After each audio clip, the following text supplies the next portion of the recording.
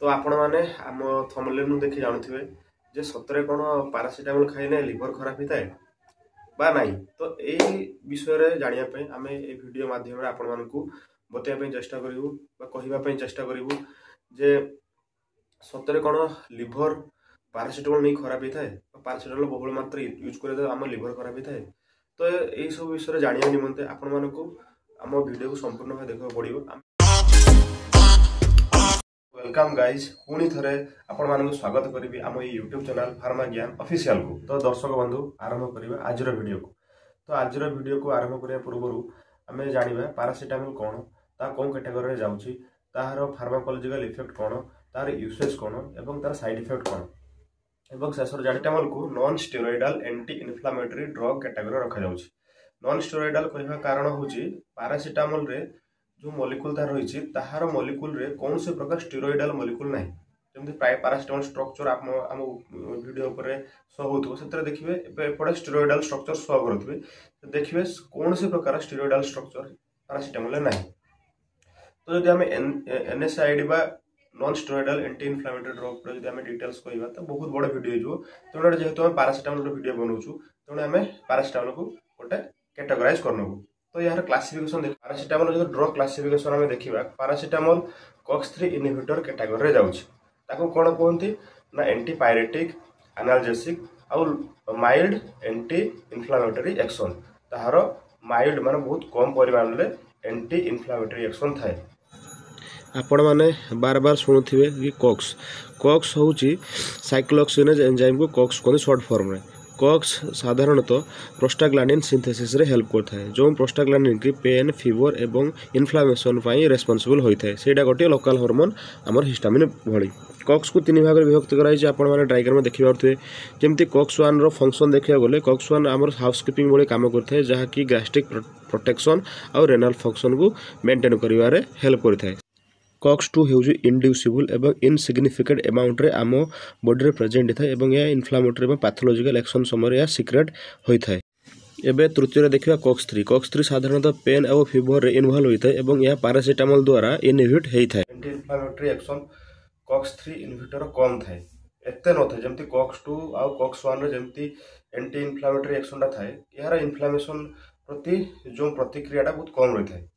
कारण कॉक्स 3 साधारणतः आम जो ज्वर एवं देह हाथ बथा ताको आम एनाल्जेसिक यूज करि थाउ। तो एडा थिला ताहार क्लासिफिकेशन। तबे आमे कथा बा पैरासिटामोल फार्माकोलॉजिकल इफेक्ट विषय रे।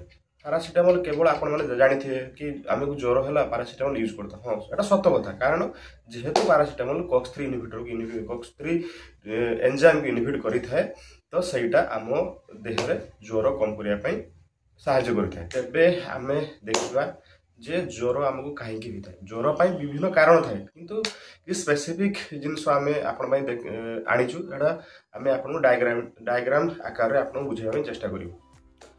तो स्टार्ट करिबा डायग्राम रे आपण बुझाइबा पई। एबे देखिबा पैरासिटामोल फार्माकोलॉजिकल एक्शन बा केमिति ज्वर आम देह रे भल होता है। आमर जो हाइपोथैलेमस रोची सेटा आम देह रे टेम्परेचर रेगुलेशन रे काम करता है किंतु तार डिस्टर्बेंस जोगु आमको फीवर होता है। पैरासिटामोल आम हाइपोथैलेमिक थ्रोम्बोस्टाट को रिसेट करता है एवं बढ़ी टेम्परेचर को ताहा कमाई थाए जहाँ मध्य प्रमोट क्या करे ना आमर क्यूटेनियस भासोडाइलेशन एवं स्वेटिंग को प्रमोट करिथाए जहाँ द्वारा टेम्परेचर मध्य कम होता है। किंतु यह आमर नॉर्मल बॉडी टेम्परेचर रे कौन से प्रकार इफेक्ट पकई न थाए। यह केवल आमर हाइपोथैलेमस रे जो इंड्यूस होइथिबा कॉक्स 3 को इनहिबिट करिथाए एवं एंटीपायरेटिक बा ज्वर भल करिया रे यह हमको सहायता करिथाए। एबे देखिबा हमें पैरासिटामोल यूजेस विषय। पैरासिटामोल को एज एंटीपायरेटिक यूज करा जाए जहाँ कि आम बॉडी रे ज्वर समय रे टेम्परेचर को कमाइबारे सहायता करिथाए। एज एनाल्जेसिक मध्य ताको यूज करा जेमिति कि हमर मुंड व्यथा हेले सेत्रु रिलीफ पाइबा निमंते मध्य ताको एज एनाल्जेसिक आमे यूज करिथाउ। टूथ हेक रे मध्य यूज करा जाए जेमिति दांत व्यथा हेले यूज करा जाए।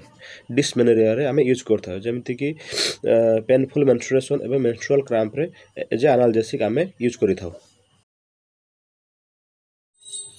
पेप्टिक अल्सर पेशेंट एवं ब्रोंकियल आस्थमा पेशेंट मानक क्षेत्र में यह एनाल्जेसिक आउ एंटीपायरेटिक बा ज्वर भल करने निमंते यूज करा जाए। एडवर्स इफेक्ट विषय कहवा आगु मु आपको कहवाक चाहूँगी जे आम भिडियो आरंभ कहूँ जे पारासीटामोल कौन लिभर खराब करें। तो यही जो डिस्कसन में आम देखा पारासीटामोल आउ लिभर खराब होबार रही से विषय में जाना। तो साधारणतः पारासीटामोल बहुत सेफ बोली मारा जाए कारण ताहार कौन से प्रकार एमती साइड इफेक्ट न थाए। जमती साधारणतः अकेजनली आम देखा बांति हवा एवं देहरे जमती घिमिरी हवा भली बाहरी जावा सेटा साधारणतः देखा जाए बहुत कम देखा जाए। एवं यार कौन से प्रकार एमती देखा गले कौन से प्रकार जो साइड इफेक्ट अलग औषध मानकर थाए यार कौन से एमती साइड इफेक्ट न थाए। एवं जदि या आम बहुल भाव यूज करें क्रोनिक जदि आम यूज करूँ माने यार दरकार आमको सारा दिन 3टा टैबलेट खाइबा को आम 15टा टैबलेट खाइदू जोटा बहुल भाव यूज है से क्षेत्र में कौन होता है ना से लिभर टॉक्सिसिटी करता है लिभर को नष्ट करता है। एवं ता संगे संगे नेफ्रोटॉक्सिसिटी बा आमर किडनी रे मध्य नेक्रोसिस से करें। साधारणतः जो जो लोक मैंने मद पियंती बा जो छोट पिला माने न्यू बॉर्न बेबी जो कहते से क्षेत्र में एटा जो लिभर टॉक्सिसिटी प्रॉब्लम देखा जाए। एवं ये लिभर टॉक्सिसिटी विषय में कहीं होगा जानिया ये डायग्राम रु चलतु स्टार्ट करवा आमर डायग्रामेटिकली एक्सप्लेनेशन। पारासीटामोल टॉक्सिसिटी जानिया पूर्व प्रथम जानिबा पारासीटामोल मेटाबॉलिज्म विषय में। साधारणतः पारासीटामोल लिभर ही मेटाबोलाइज होता है जहाँकि ग्लूटाथियन एवं ग्लूकोनाइड कंजुगेशन द्वारा मेटाबॉलिज्म होता है। मेटाबॉलिज्म पर से नॉन टॉक्सिक फॉर्म को कन्वर्ट होता है जहाँकि किडनी द्वारा एक्सक्रीट आउट आम देहरु होता है।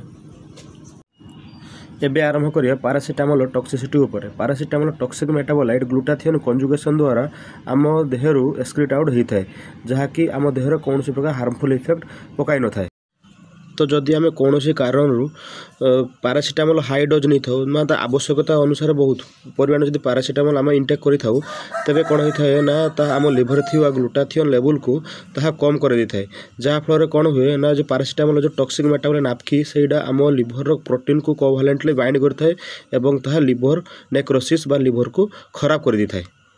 तो दर्शक बंधु आपण माने वीडियो संपूर्ण भाव देखिले एवं ये वीडियो माध्यम आम आपण को पारासीटामोल विषय सब प्रकार इनफॉरमेशन देलु। तथापि शेष में आपको ये कहबी जे आपण मैंने जहाँ भी आपको ज्वर हो जहाँ हो आप डाक्तर पाखक जातु बा जो मैंने मेडिसिन उपर नॉलेज थी मैंने फार्मासिस्ट हूँ बा नर्स हूँ परामर्श नहीं सब औषध खातु कारण आप बहुल भाव में जो औषध यूज करेंगे तार आपन को रेजिस्टेंस हो जोटा कि आप 200 mg क्लियर होता है सेटा आप 600-700 mg लग जापे। तेणु यही बहुल औषध व्यवहार को आम रखापी ये सब वीडियो बनाऊँ एवं लोक